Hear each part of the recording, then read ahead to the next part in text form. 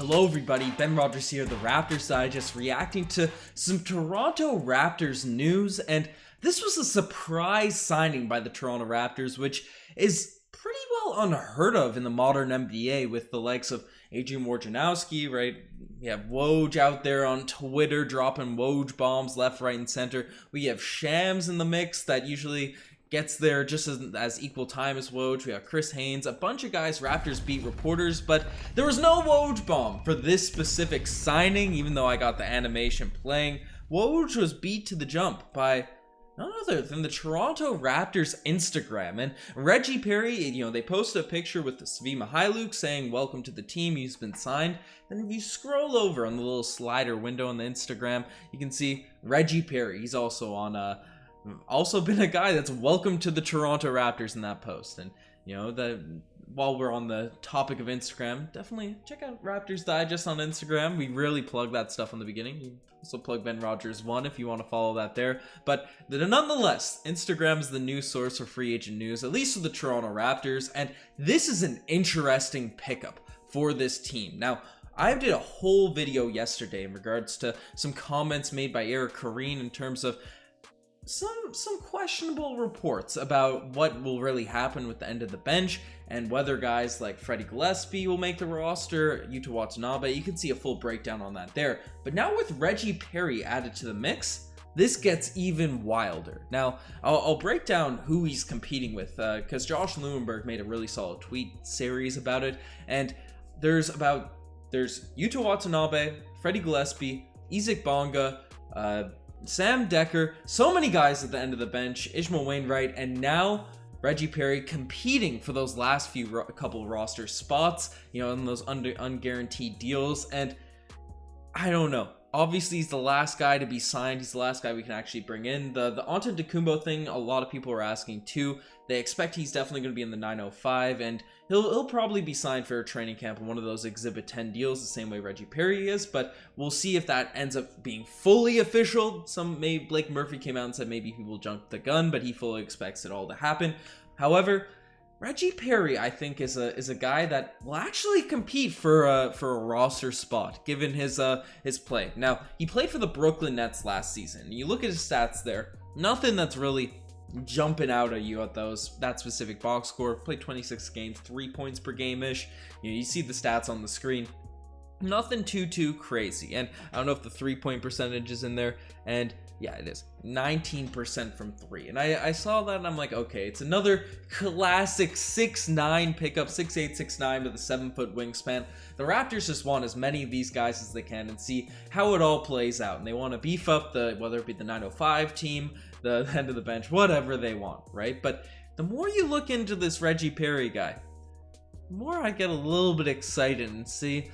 Obviously I'm a Wainwright guy through and through on the end of the bench. I think Yuta and Wainwright should for sure make the roster given just what's happening. And I'm pretty high on Sam Dekker. And this is what I broke down in the last video just because of his 3-point shooting ability. And I wasn't super high when Eric Kareen said that Freddie Gillespie is a favorite to make the roster. But I'd rather see Sam Dekker. But Reggie Perry, watching this guy play, he might win over my heart. Now we'll obviously see with preseason and training camp and how all these things play out. But breaking down his G League stats, where he did actually have a larger sample size, at least in minutes played, he averaged about 18 points per game, 7 rebounds, a couple assists, but I don't know if it's on this specific graphic here. But he was shooting about 32% from the 3-point line. And I don't know about you guys, but we know, at least at the Raptors Digest, we love our bigs that can space the floor. Now, Khem Birch has gotten better at it. Precious Achiuwa looks like in Summer League, he might be able to space it out a little bit, but we don't really have, outside of Chris Boucher, a true real big man right now that's going to be spacing that floor, right? And I'm talking people that can play the sort of center position, and Pascal Siakam's a 4, OG is technically a big. Yes, they can all shoot. Don't be flaming me for that. However, right, one of those guys that can come off the bench and sort of space it. No, 32% is not crazy, but if you look at the highlights, and hopefully we don't get a flag for copyright here, but I was able to sneak screen grab a few of his jimmies, a few of his plays. I guess it's mostly some highlight stuff in here, but the jumper looks pretty fluid right? If you take it, it's above his head, shooting it with one hand, which is, he's not Joakim knowing the shot up there. It doesn't look like a broken jumper, so he's shooting them with, those shots you can see there. There's some contests on it, and if you watch the full highlight tape, which I can't have in here, as obviously that would get flagged and take it down, right? He kind of looks like a crispy offensive player, and he's finishing around the rim. He can space it out, as I've mentioned, but the physical attributes are something that has been a common theme throughout this entire offseason for the Toronto Raptors. We like our long, wiry players, right? Our 6'9" with 7-foot wingspan. It's almost a meme at this point. We might have to, I don't know, maybe we should have done it earlier in the offseason, but maybe we have it going forward with our signings. But this guy is a physical monster. He is a physical beast. Looking at his highlights, he gets up there. You can sort of see him working out in a pre-draft workout, right? He goes to the rim. He finishes with strength. In this highlight film too, you also see him getting some work in with Malachi Flynn. So he's got that chemistry. That was Brent Forbes there on the screen. But yeah, Malachi Flynn throwing him lobs and stuff. And, comparing him to the guys at the end of the bench, right? Comparing him to the guys that he's competing with. I looked in the comment section of the last video and I saw people were sort of in agreement with the fact that Freddie Gillespie, yes, after his poor summer league performance, they weren't super high on him being brought back. Maybe put him in the 905, let him develop, and that's really what we said last year. Probably be better suited for a couple years of just getting his skills up, because he does have he's physically a big dude, right? He can get rebound, hustle, block shots, and all these things, but Reggie Perry is on a whole nother level of mobile, and he's still big himself, right? He's similar heights, right? But just can move around the floor, is a better shooter already, and can really do, watching the highlights, watching the stats, all the things that Freddie Gillespie currently does. Now, Freddie did show he was a strong defender and strong shot blocker, at least, and solid rebounder. I want to say the advanced stats for Freddie Gillespie aren't that kind to him, but given the fact he was signed in the second half of the season during a tanking team, I don't want to overreact, because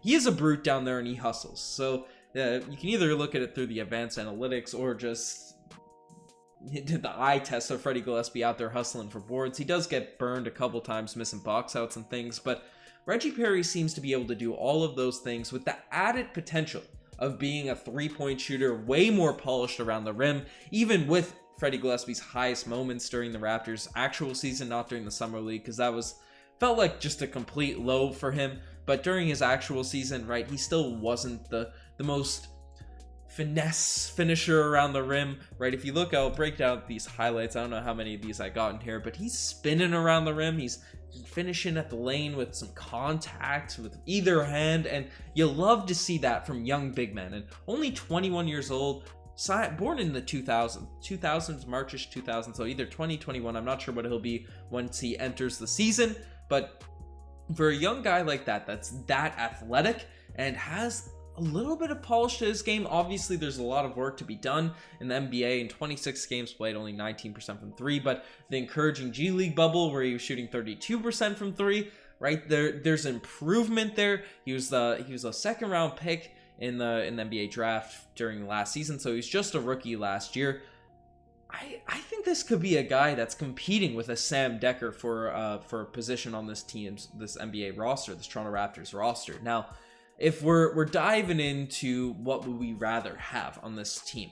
Now, I get why people aren't that high on Sam Dekker given his previous performance in the NBA, right? Just couldn't really stand out despite looking like a guy that had some potential coming into the league. He was a bigger name. He had a decent college career, right? I can see why some people aren't that high on Sam Dekker. Now, the 45% from the three-point line that he shot in the Turkish league last year opened my eyes. It enlightened me to get excited about Sam Dekker. But I do see people in our comment section talking about how, hey, we got hyped about Mr. 99%, the best shooter in the world, Matt Thomas, and now he got waived by the Jazz. We traded him for a second-round pick, and yeah, just I get it, right? We've been burnt on three-point shooters, American three-point shooters that played over in Europe, and we brought them back because they had ridiculous stats. I get that. We've been burnt there. But Sam Dekker was never traditionally a three-point shooter, right? He has that extra little bit of finesse to his game in terms of finishing, in terms of scoring inside, because that was his bread and butter before he really came to the league in his first couple years. Sure, he wasn't that great in terms of a player, but he just didn't have that uber athleticism to where he could be an absolute beast for his teams, where it didn't matter that he wasn't much of a floor spacer. Now, with that floor spacing, that added dimension to his game, that might unlock the rest of what he has going over there. And if you watch his highlights in Europe too, they're encouraging. So I don't want people to write off Sam Dekker just given the fact he has a really cringe meme about him when he played for the Houston Rockets and the ball smokes off his face and just was very underwhelming in his NBA career. Don't write him off just yet. But Reggie Perry is a guy that could be coming in and sneaking for some competition. Right now, the age difference, right? Maybe Sam gets the veteran boost, but the Raptors are going with that youth movement now. Sam Dekker's not old by any means, but I don't know. If I had to make a take, if I was forced on my own podcast to say what's the deal, who would I rather select? I might get flamed for it, but I think I still go with Sam Dekker solely off the further along three-point shot, and then have Reggie Perry as a guy that's ready to be brought up during the 905 system, right? Next season, you give him another look and see if that he gets more finesse to his game. That 32% from the three-point line maybe turns to a 36%, right? To where he's a viable three-point shooter as a big with that amount of athletic ability, right? Looking at this guy's strength, his size, right? I think he could be a nice long-term piece for this team. Now, like we've been saying with the Alex Antetokounmpos of the world and all these young guys that we've picked up and we've talked about, do I think he's going to have an impact right away on this team and be coming in and competing with Pascal Siakam for a starting spot? Or maybe, okay, that's even more hyperbolic for me ranting about being in out of this world. It may be competing with Precious Achiuwa or Kem Birch for a starting center spot, even though he's naturally a 4.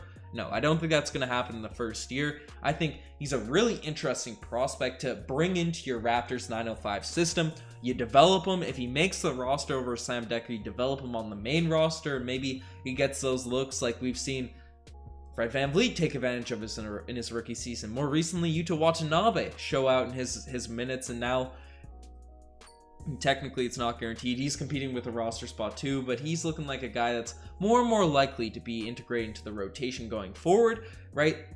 That's what we like to see out of our 905ers or our young development pieces, and then build long term, because that's what the Raptors are doing. He's young, he fits the timeline. I'm excited about this Reggie Perry pickup, and let me know if you guys are too, right? Let me know if you guys think he's going to be a guy that's going to make the roster, who you want to see. I'll throw up Josh Lewenberg's list out there. Let me know in the comment section below if you want to see, who you want to see make this roster, because there's another guy that's going to be competing. I think Isaac Bonga is another guy that I've sort of written off just given the positional needs of this team, but he is a guy that certainly could be a cool fit for this Raptors squad.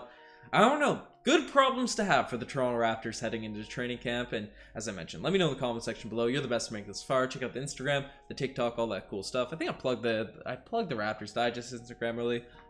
Check out Ben Rogers _1. Give us. I think I'm almost at 900 followers. I don't plug my own stuff on the pod, but I'd appreciate it.